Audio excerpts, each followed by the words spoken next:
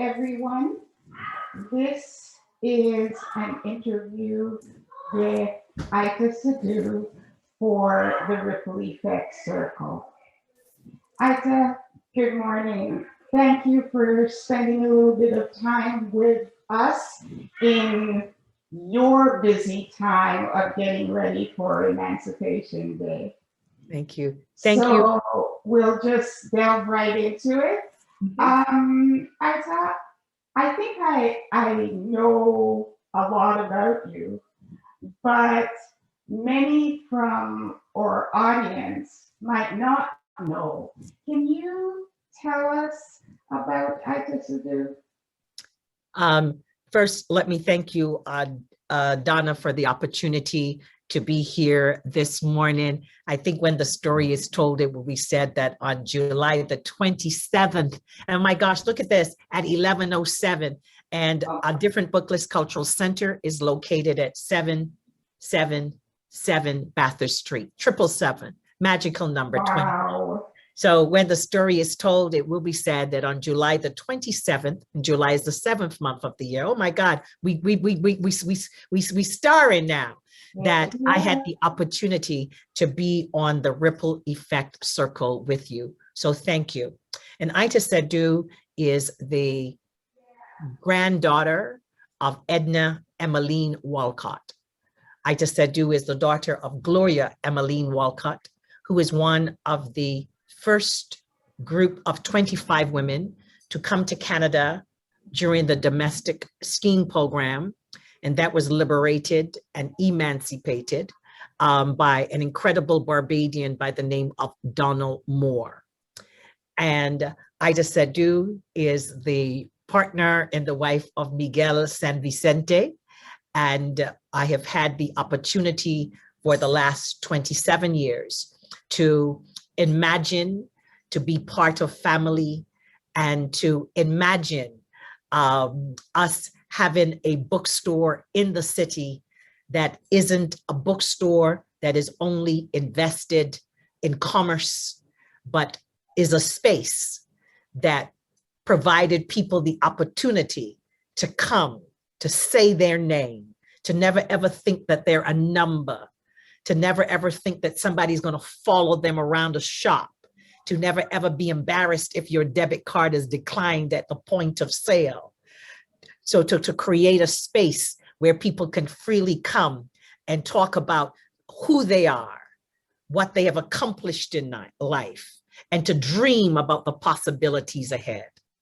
Itah Sadu is the mother of Sojourner Monifa San Vicente, a midwife in the becoming. And so when you ask me who Itah Sadu is someone who loved to laugh, who believed that laughter is some of the best medicine in the world. Itah Sadu is a storyteller. And in so doing, I become immediately a doctor because stories inform us. They explain our relationship to the world, why the sun rises in the morning while it sets in the evening time. And also to storytelling is a wonderful form of edutainment. And so in COVID, I am excited that the tool of storytelling, oh my gosh, was just blazing in households, blazing in the media as people wrestle with COVID, with the pandemic of racism. And how do we communicate that? We communicate these pandemics through storytelling. So Itah Sadu is very pleased to be in the family of the Walcott Ward San Vicente family, and pleased that she has the opportunity to share the gift of storytelling with the world, because it's through story we grow deeper roots and we grow taller. So Itah, what in this story brought you to an Emancipation Day event? Knowledge is power. When you operate or you work in a bookstore, it's something to be taken lightly. In the morning when you walk through the door and you see titles that says they came before Columbus. So you wonder, who are those people who came before Columbus? You walk into a room and you see black skin, white mask, Frantz Fanon. And you begin to think, and titles and books speak to you. They call you by name. I remember there was once this brother, an African-American, who wrote a book who said like, setback is a step up for a comeback. And every day you see the title. And these things inform your world. They can't just be titles that you see and somebody calls you about the ISBN number, but they speak to you. Yeah, they speak to you. I remember when we took over the store and I thought this was a joke. And the first phone call that I got, I remembered, oh my God, I'm new. Okay, we own the store now, but the phone can't ring because I don't really even know what I'm doing. All the training went out of my head. Moment of panic. And a voice on the phone said, "This is a different book, Les." Yes, it is. Good morning. "Do you have my book?" "And what is your book, ma'am?" "Why Black people tend to shout." I thought it was a joke. I thought it was one of my friends calling to prank me. So I was like, stop playing with me. And the person said, "No, I ordered that book. Why Black people tend to shout." So here again, it was a group of elderly women who were 7 Days Adventist. They had a book club. And that's the book they were reading. And that's the book they ordered from the previous owner, right? So when you walk into a space and you see a title that says, "When Black People Tend to Shout," The Hanging of Angelique, Emancipation in Canada, oh my God, on, Sweet Food and Love, whatever it is, you're curious. A man like Gordon Parks says, "The camera is my weapon." What does he mean? So these things inform you. And so here in a space, you're surrounded with the likes of Harriet Tubman.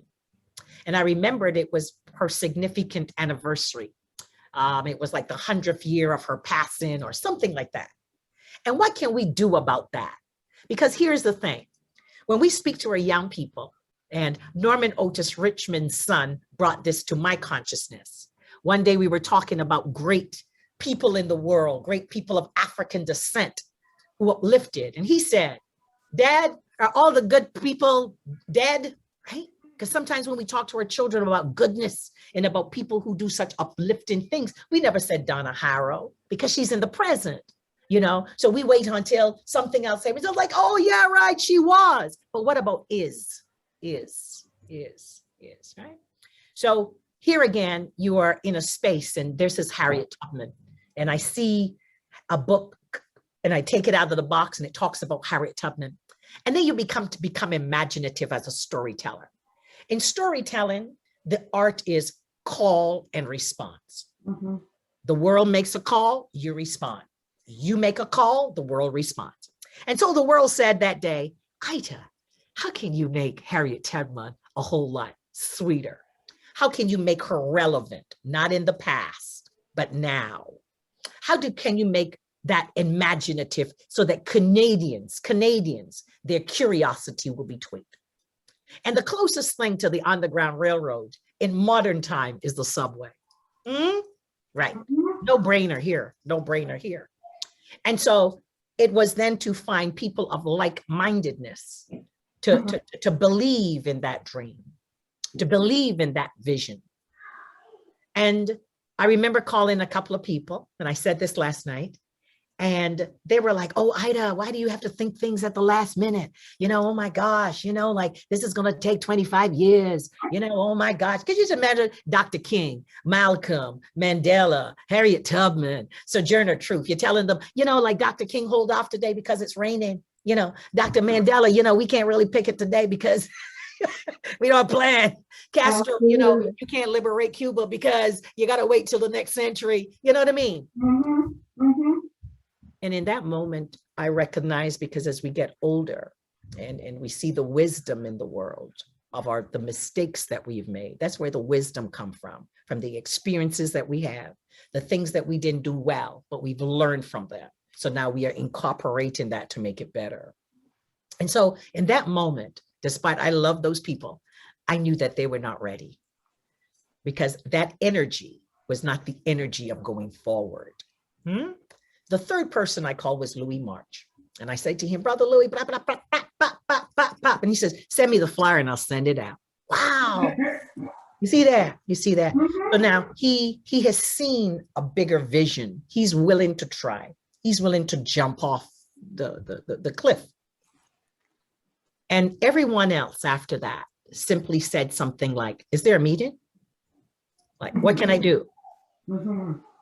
If you see a broom and it's in the way and somebody gonna trip over it, move the broom. Move it. Don't have a meeting to plan the moving of the broom. Just move it. Absolutely. All right. So it told me in that moment that people also saw a same vision. Nobody in the world have one idea. Everybody, some other people have the same idea. It is who's going to move on the idea. Mhm. At one point in time, I want to say this last. You are very much responsible for the vision of the Afrocentric Alternative School. At one point in time in the world, and in Canada, that was the major news story in the world out of Canada. And I know this because of the bookstore. I know this because when educators came from all across America, from New Zealand, from Australia, from Europe, and they came to visit us, the first or second question they would ask, where is the Afrocentric Alternative School? You see, that's how we know that. Only for one moment, what took you out was the man who walked that tight line across Niagara Falls. But there you were in a world of trending, holding your own with this man who had this vision that he could walk across the falls. At the same time, Black students and parents and comrades are thinking they're also walking across a tightrope to a newness of education. That takes vision. That takes people of common interest. That takes a purpose and a commitment to say, we can emancipate in this moment. We can offer dreams and gleams of emancipation in this moment. So the train ride was like that, having talked to a number of people who said, how can we emancipate this idea collectively? I know my answers does be long, but that's the storyteller in me. No. This is good. And that's why the two of us belong together in terms of equal mind space. Yeah. Thank you. Thank you for raising that, because as we move along, we have to think of the positives, the strides that we've made in the past, you know?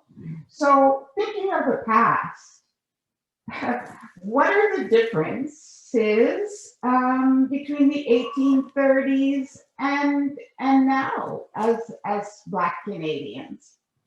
Well, the people, our ancestors and our foreparents worked so hard, had such little joy in their lives.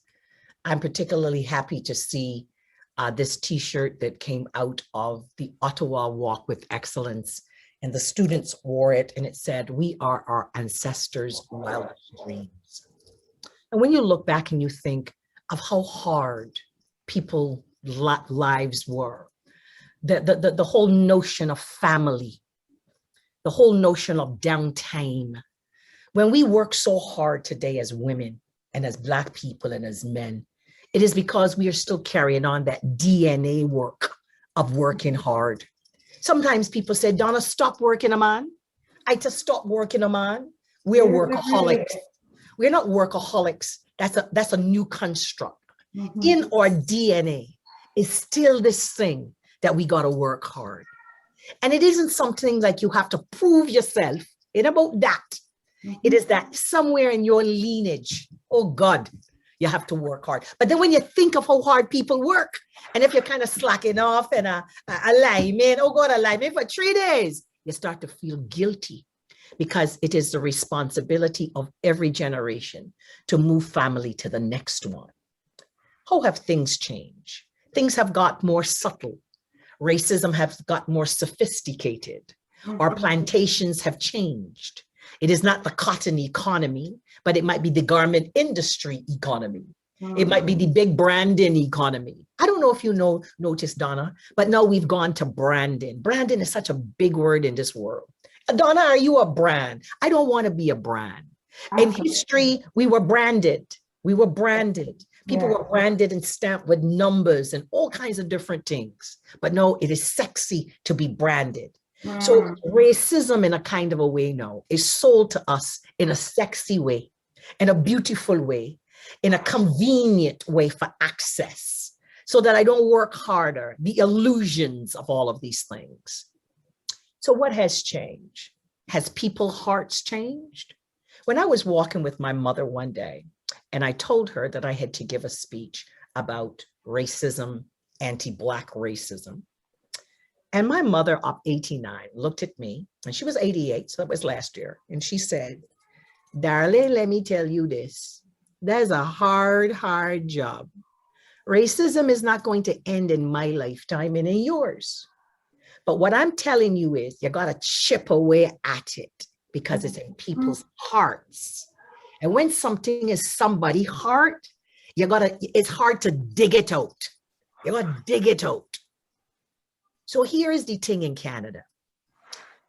Canadians are nice people, but they have polite racism. And polite racism is this. Miss Harrow, I came to bring you some food today because Miss White sent the food for you. And she wants you to make sure that you and the children have some food. Thank you so much. Could you tell Miss White that I'm excited to tell her that I'm going to move next door to her next month? Miss Harrow say, Miss White, she come in to live. 2 seconds later, real estate company, I need to sell my house and move. You know, so while it is wonderful to give Miss Harrow and to be charitable, the food for her family, it is not good for Miss Harrow to live next door. What has changed? We are still having the same conversation every day. Black women are still freaking out about their hair and having to define themselves by somebody's imagination. So we get fixated with the hair thing, right?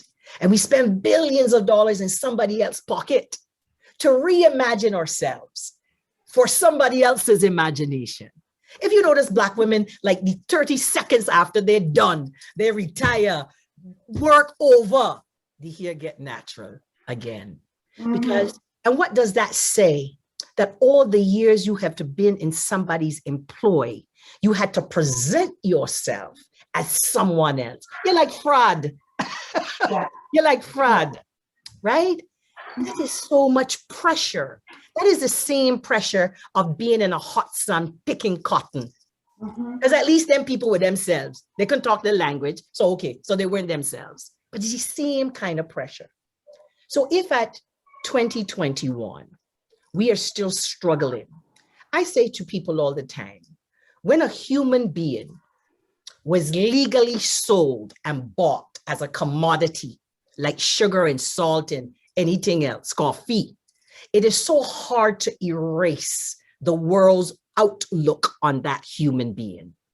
And because the enslavement period was legal, like sanctioned by governments, that burden still rests on us. So when the world see you, they see you as chattel.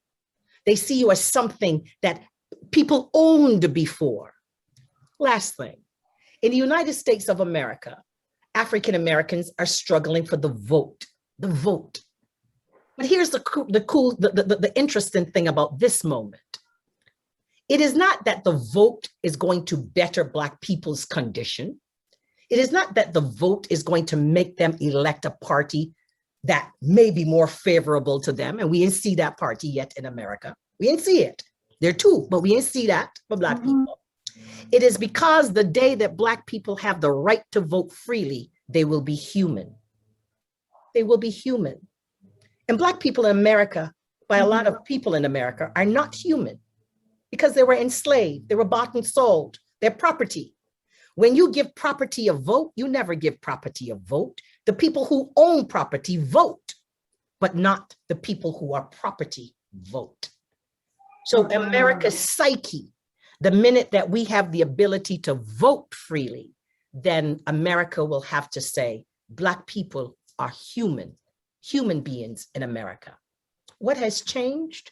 The sophistication of how we engage with each other, the sophistication of the institutions that we are in, the unwillingness of governments to go beyond, the inability to sometimes of our people to settle for little and not really push back and be resistant. These are these things that are still so much the same. But at the same time, Donna, we must always talk about the victories of our people. Absolutely. And when we talk about emancipation, we have emancipated ourselves with the help of others. But when I look at all of the moments of slave rebellions, pockets of resistance, uprising, and here's a curious thing. And I got this from a teacher, and this teacher is a progressive teacher, and this teacher was a white teacher, but I give him progressive. And he's buying books one day, and he's going through this box of Native books. And he picks up this book, and I say to him, you've spent so much time going through the Native selection. And he said, I need to do that. One day I was teaching a class of Native history, and I was talking about a massacre. I said that word 1,000,000 times. And a young woman said to me, sir, that's a victory for us. We won that battle. So in our history books, when we see the massacre, right? Right? But that might have been, that's a victory for us. Yeah. But suddenly we are just uncivilized people that came and massacred.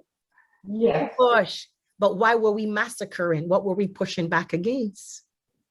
Brutality, oppression, things that are unspeakable, man's and people's inhumanity to man, and to people.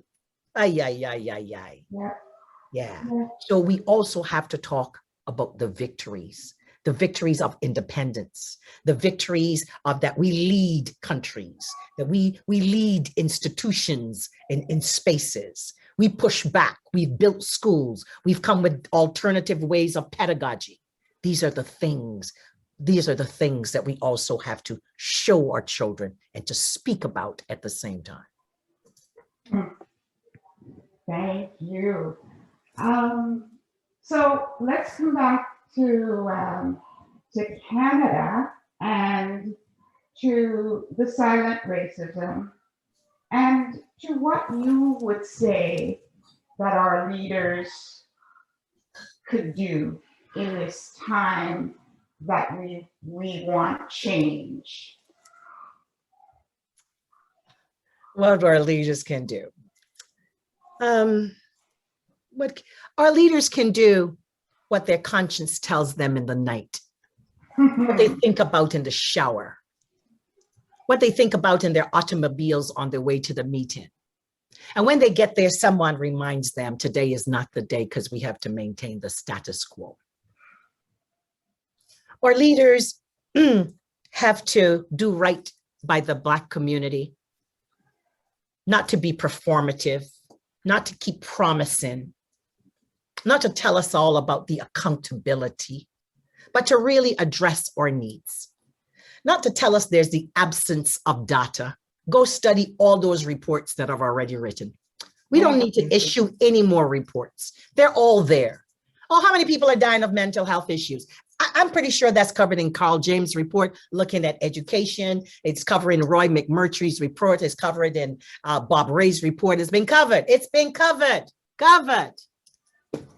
If you go and you tell me 1 million Black people are dying in Canada, we don't need no research to find out how many Black people died in Canada. We know that there's 1 million that have died. So what governments have to do is to do the right thing.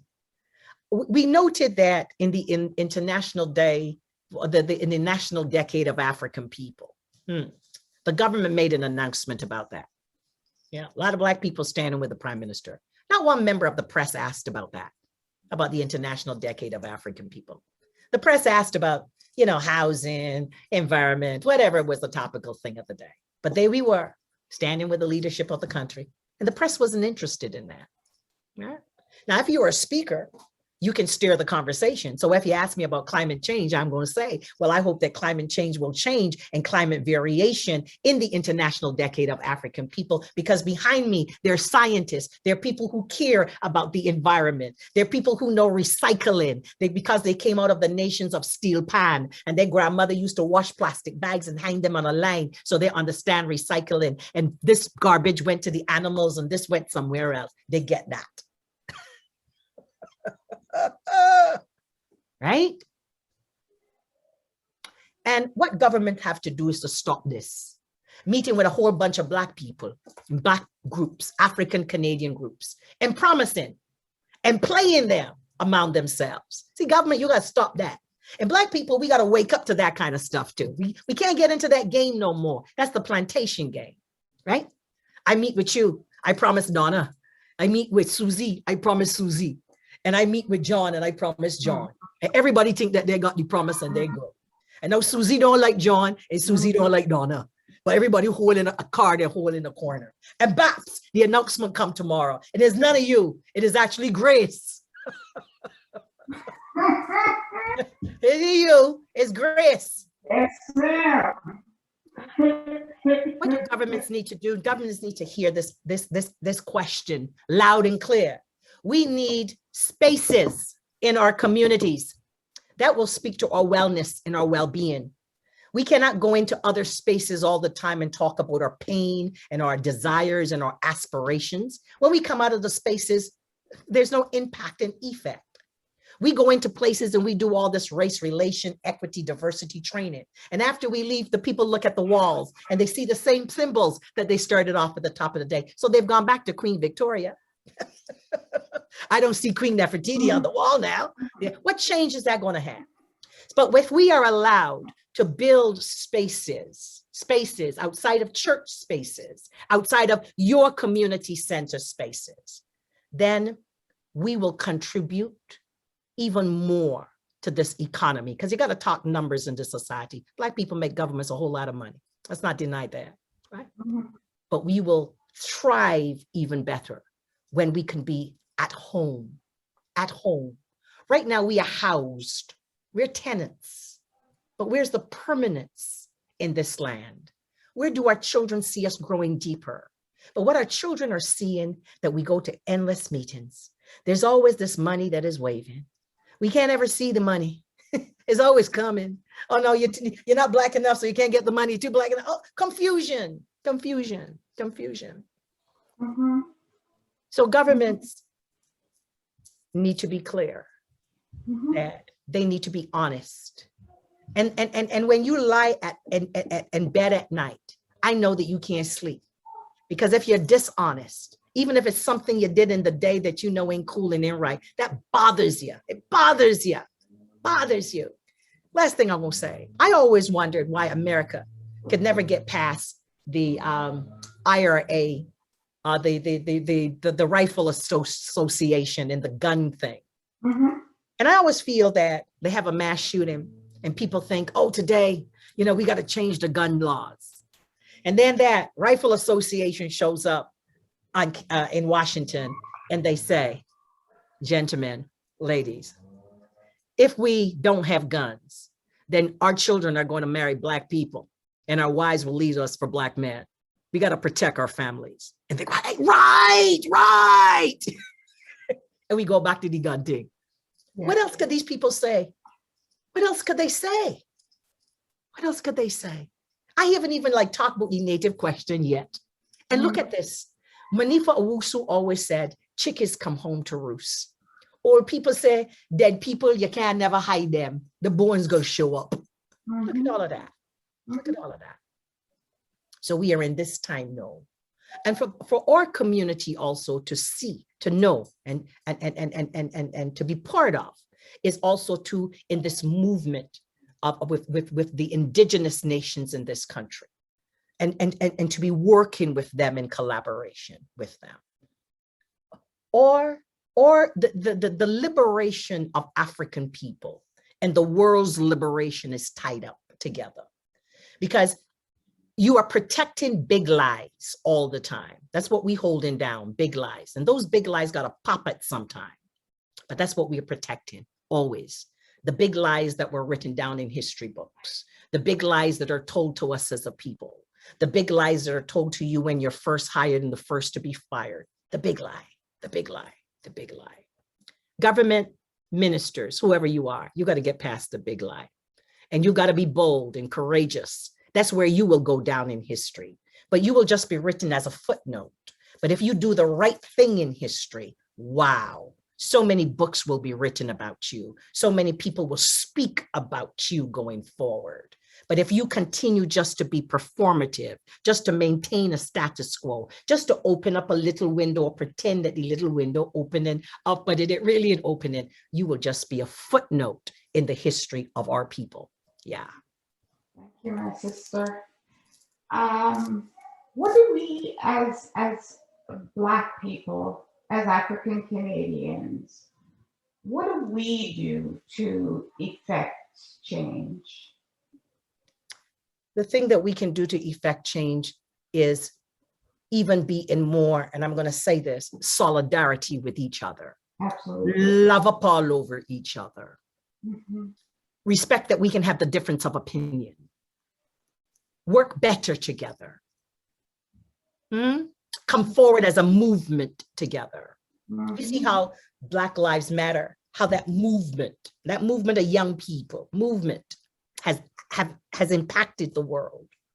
Mm-hmm. We have to stop saying that we are the first to do things. That alone in itself defeats us. It is ridiculous. How could you be? We're on the planet. We come out of great civilizations of Africa and we the first. Again, we're defeating the purpose that we have, nations that we run and institutions that we run. I like to think that I'm a long line of millions of people of African descent who did great things. I came on today and I told you I was the daughter and the granddaughter of great women. Yeah, you come out of greatness. You have children in greatness. But the first, who else say that? Who else say that? That's proud oppression. A monk once told me that. He came to the bookstore and he said to me, Miss Sadu, when I do massages, I feel the proud oppression in the necks and on the shoulders of your people. And part of it is also connected to this thing of, I have to be the first one to do something. When people say, for example, we are the first cultural center. No, the first cultural center was probably at 941 Baptist Street, was called the Home Service. The first cultural center was in some back of the alley in Eglinton West, where 6 or 7 Shouter Baptist ladies attend and have their church. The first cultural center was in somebody's basement where people bring the children and get together. Or it was at Valley Park where the African Heritage Association had their Saturday class. Those are cultural centers and spaces. Don't let mad people tell you madness. Right? The first doctor, the first of that, and the first of this. Well, what happened to the midwife who lived next door to me in Barbados, Miss Richards? Hey, and the people that she trained. Hey. So we have to park up the first thing. Park that up. Mm-hmm. When I see you, I got to see Donna. Mm-hmm. I ain't here to show I smarter than Donna. The objective here today. Proving a point, scoring a point. I'm coming with my personal interests to overshadow your interests in a collective thing that we're working on. That is not what we came to do. And here's the other thing, and we got to get rid of class. Because class is the only word that has ass in it that I know that we like. That has freaked me out every single time. The class thing. Who better? It is the corporations that we live in and we work for helps to push that class analysis. Mm-hmm. We come on a Zoom call to talk to the government, and one of our young and dynamic young people who is so brilliant feels it necessary to school us in the protocol and the etiquette of speaking. Don't talk over each other. Or speak at the, one person speak at the start. Don't shout. Where's this going? Where is going? What is going? What is going? What is going? So the class thing, because what separates class is a paycheck and good health. Get that. Get that. Right? So at the end of the day, health impact us, lost job, whatever it is, and we hit some bad times, the class thing get disrupted. And then you ask yourself, where are all the people when I was in their class? Where are they today? It is the Mhm. only word that have ass in it that I see people get so excited to be a part of. That's all I could tell you. So these three things, loving up more, respecting us more, getting rid of the class, and daring to dream that I don't ever have to say, I am the first to do something, because that defeats the purpose of all the millions of people that came before me who did incredible things. Thank you, ma'am. So let's go to Emancipation Day. Okay, yeah, I got it going up. Tell me about this year's Emancipation Day.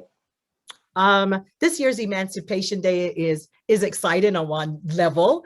We happen to know some of the principals who have been part of advocating for us for it. Senator Wanda Barnard, Rosemary Sadler, a whole bunch of people signed 1 million petitions. And here's again a thing. I mean, it wasn't yesterday. I think it was like for 30 something years. How many years you're asking for this moment? So people were consistent. People were inspired to be resilient. People saw a victory ahead. So people kept petitioning the government. It is exciting for us this year because our theme is the fire within. We're in the hottest time that we've ever been in our lifetime. Pandemic, all kind of thing. Yeah? And this in the world, you see fires raging, fires in Vancouver, fires in California, volcanoes popping off in St. Vincent, in the Congo. The world is on fire. Fire in our bellies, fire in our eyes because we mad and we crying when we hear about the children and the dead bones and all of them kind of things. So much fire. So, and then the people of Linton, who have lost an entire existence and community. I often feel that the thing that those people think about is not their homes that they lost, but all the photographs, all the stories, all the memories, all the victories, all the challenges, all those photographs that showed you when family celebrated together and were together. That's what those people miss the most. So then we have that situation. And they are going to need another fire within to move to the next level. Yeah. People say, and old people say, Donna, I see a spirit. They see a fire. They see a fire. People look at kids and say, oh my God, I see the potential. You can see little Black children and they're just raging, you know, the hormones going, they're so excited. The fire, that light within them. The question we ask ourselves when they enter the education system, who begins to turn that light down, that flame down? And every single time they come home, you got to rekindle this thing and send them back again. So we are excited about this element of fire, which can transform, which can fuel, and which can do so many things in our lives. So that's where we're excited. And it's virtual. And I'm just really pleased with the Emancipation Committee. I am pleased to be in the company of Veronica Sullivan and the ACHA, with Louis March and Zero Gun Violence, Yolanda McLean and the Coalition of Black Trade Unionists. Oh my gosh, Tevia and his Alpha, and he's probably gonna kill me now. I can't remember the whole name of his group. The drummers, the Barrow Danamba drummers. I'm just excited to be in the company. And I'm excited that Canadians, not just Black people, Canadians have the opportunity to imagine and reimagine who they are in relationship to who we really are. That's what I'm excited about. So 10:45 p.m. on ADBCC's YouTube channel. Join us as we reimagine a new world. Donna, we are not going back to nothing. They're not going back. And yesterday I was particularly pleased in speaking to a principal. And last year I told that principal in her school, when you stand at the front door of the school in the next school year, you're going to say to your students, welcome forward. You're never going to say welcome back. She remembered that. And she said that yesterday. Now that is fire. What I said caught a spark with her. And she has now lit that spark into other people. And oh, it was so sweet yesterday to hear her say to her students, I look forward to seeing you and to say, welcome forward. Yeah. Thank you. So, how do we get further information on you, on your space, on Emancipation Day? All right. You can get further information on the Emancipation Day and on our space. Our website is a different bookplace cultural center or www.adbcc.org. In the physical time, we are located, as I said before, at 777 Bathurst Street. If you also too can join us on our Facebook, the Instagram, and I'm probably now outside of my pay scale, the Instagram and on social media. If you want to experience the space and what it's all about, you can also view that too on our website. We are at an exciting time of our development as we are transitioning to move again to the permanent home of a different Booklist Cultural Center. We are going to move back across the street in the new Mervish development, and we are looking to open up that new facility in the fall of 2022. Good people, I look forward to going into meetings and to say to government, to whoever, I have here in my hand a whole lot of money, a whole lot of economics that come out of my community because they have walked the talk, they have put their money where their mouth is. And this is the community's contribution to building infrastructure in this city. Why don't you match it? Because it's significant. So I look forward to those opportunities too in the development of the community center. We probably will open up sometime later in the fall as we listen to the COVID protocols and all the distancing and things that can occur. But continue to visit us online, whether it's on our Facebook platform or our website platform. Write to us at info@adbccc and say, can I become a member? I want to be a member. I want to be part of this movement of going forward. So those are all the ways that people can contact us. But to see the train ride, you can go to YouTube, ADBCC, a different Booklist Cultural Center, 10:45 p.m. Itah Sadu, I thank you very much. Oh, This conversation, and I hope that we will continue these conversations. And I love your green. I was watching it the whole time. I love it. Green is my color. So from the time I came on, and green is the color of growth. There you go. There you go. Thank you ever so much for this.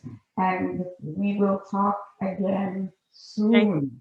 Thank you, Donna, because for this opportunity, but you represent the respect, the resilience, and the resistance that we have talked about in this hour. And I'm hoping that all your efforts and all the things you do, whether it be in Alexandra Park, right across the city of Toronto, that we will be able to share those stories and to call your name so that the record and documents of history are accurate and recorded. Thank you for the opportunity.